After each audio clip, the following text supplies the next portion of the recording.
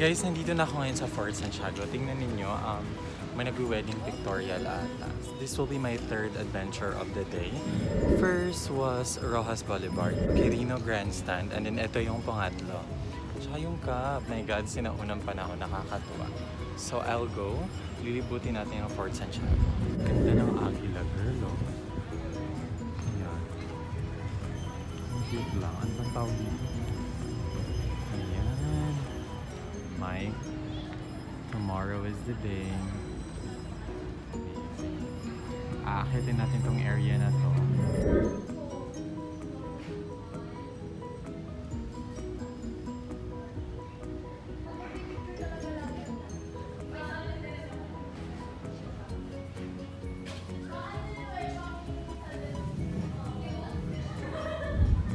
Fort Santiago, parang may inaayos sila dito eh. Pero maganda yung structure, no?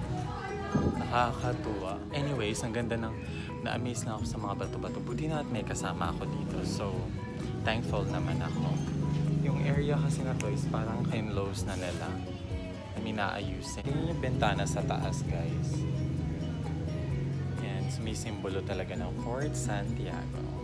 Ito yung area na pinasok ko. Almacenes Reales. I don't know kung paano siya basahin, pero tingnan na lang natin yung history mamaya. Ang natatandaan ko sa word is passing. So anyway, let's move on. Guys, akala ko ang Fort Santiago yun mismo doon. Pero hindi ko to pinagtanong. Aakalain kong yun ang Fort Santiago. My God, it's been 5 years. Magsi 6 years na. Ngayon ako nakapunta sa lugar na to. Ang ganda. 75 pesos na entrance. Not bad.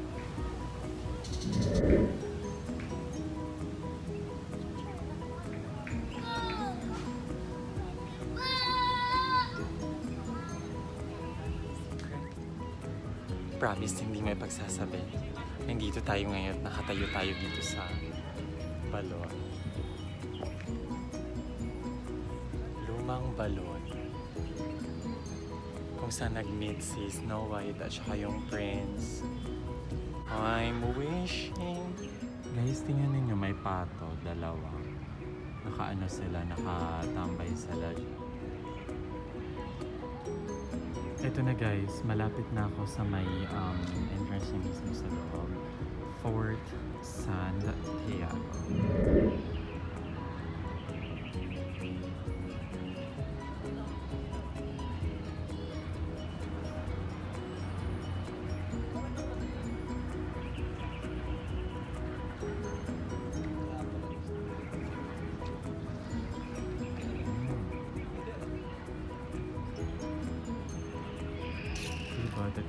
Ayan, tingnan niyo yung likod niya. Nakakatuwa. You know what? Bago ako pumasok, kailangan ko muna mag-ayos. Tingnan ko dito at mag-ayos. Okay. Kailangan ang logo sa Philippines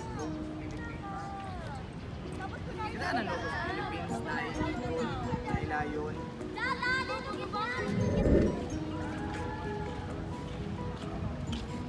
Ayan guys, in front of Fort Santiago. Excited na akong pumasok sa loob. Makikita ko na si Rizal.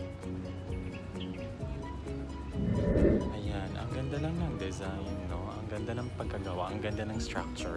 Hindi ako engineer pero nakaka-appreciate ako sa mga ganito. Ayan, ito yung likod niya. Actually, it's 323. But it's still amazing. Tingnan natin. Fort Santiago, here I come.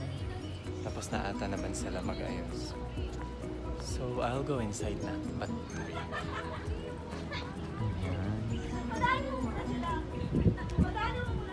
grabe, ang galing ng structure mo. Nakakakuha. Ano yung amaze na amaze na? Nakita natin. Yun.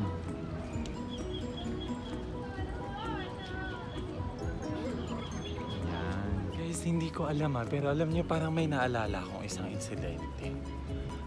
I am not sure pero parang nakapunta na ako dito.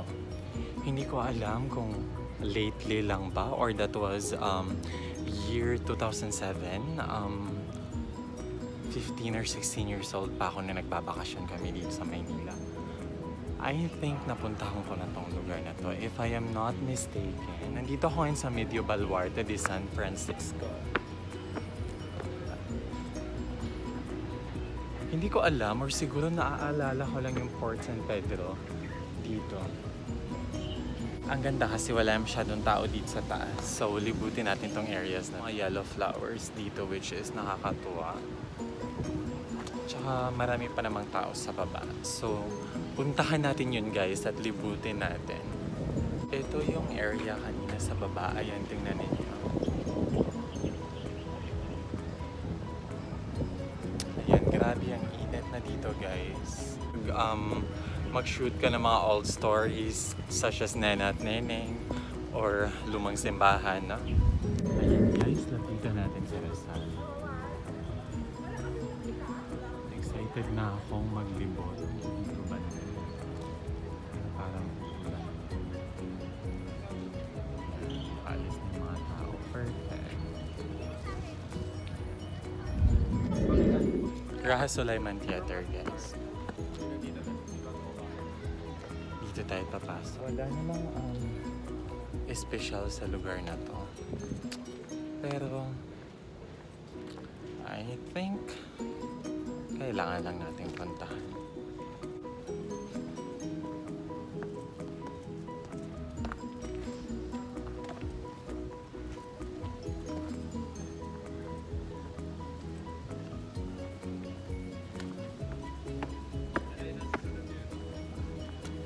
Tingnan natin tong area na to. Ayun na nga, tignan na sa Rizal. Sa likod ko. Puntahan natin tong lugar na to guys, yung may cross. Iniisa-isa ko siya. I think ito yung pinaka main attraction niya.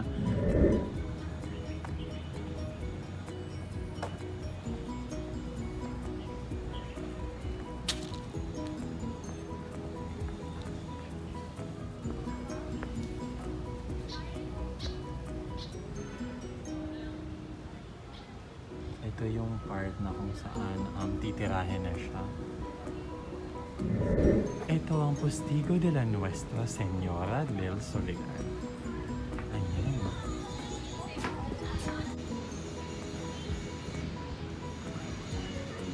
Then, hindi ko alam ang tawag sa dagat na to.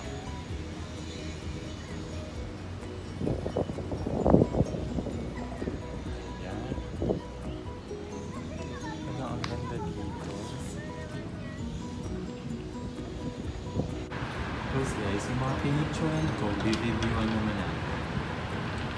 Ito, alam mo ang maganda, nakakatuwa yung ship. Iglesia de Santo Domingo. Hindi ko alam Santo Domingo.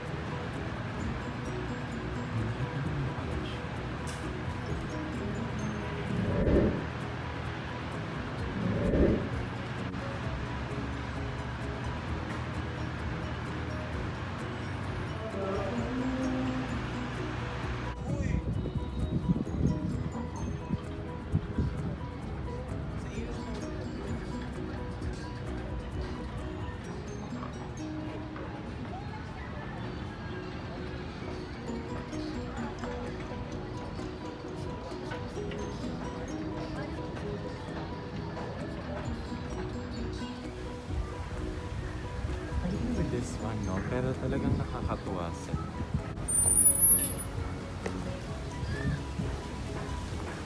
Dami na ng mga ganun.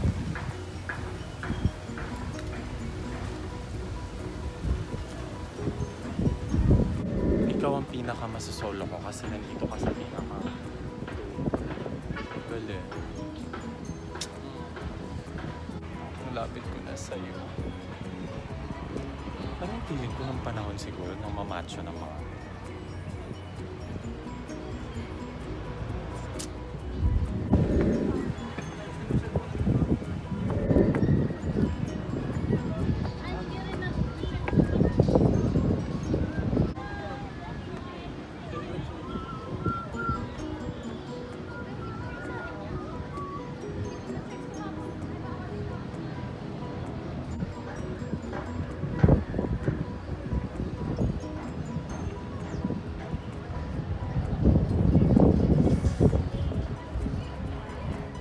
gayahin natin yung mga bahay.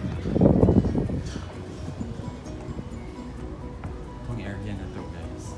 Actually, palusot lang siya dun sa kabila. Ayan. Magdaanan na to. Ay, paakyat lang dyan. At ito yung dinaanan ko kanina. Yan. Mga daanan dito ba?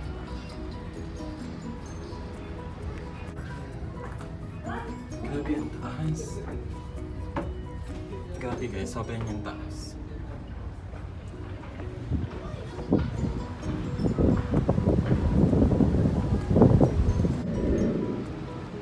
Ito guys, I think pag diniretso mo tong area na to is that palabas na siya.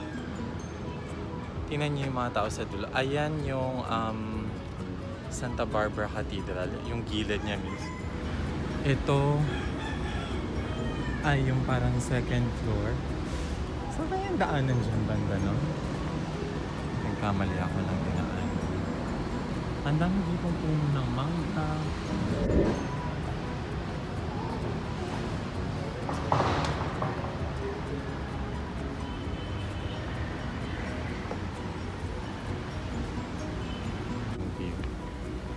Dito banda.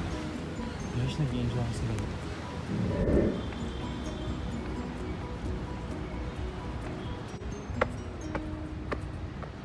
Yan.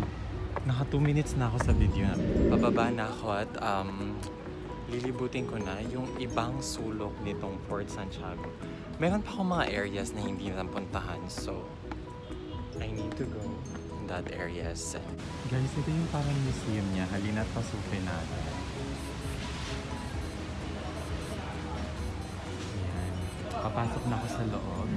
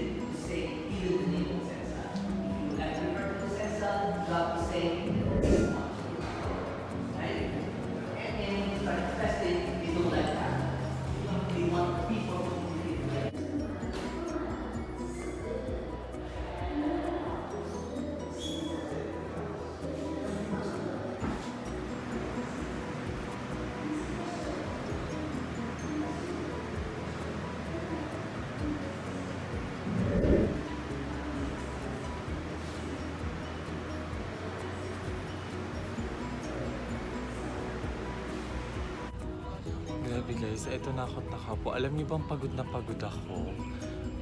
Biruin mo ba naman, kanina pa akong umaga. Anong oras pa yun? Itong Fort Santiago, which is nilakad ko siya from Intramuros mismo dun sa entrance hanggang Manila Cathedral. Daan ako pa yung San Agustin Museum at saka yung church. Tapos dito.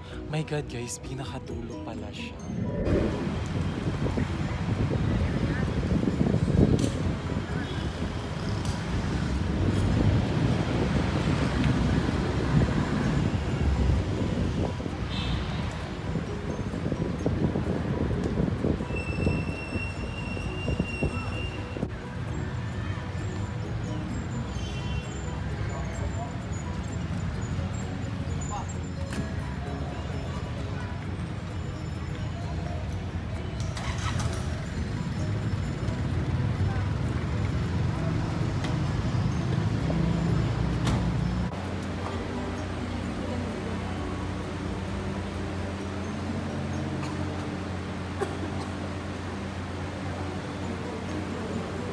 Well, anyway, it was worth it naman. Nakakatuwa yung experience. Ang saya-saya. Kaya tingnan mo to, pahapon na, pero maganda pa rin.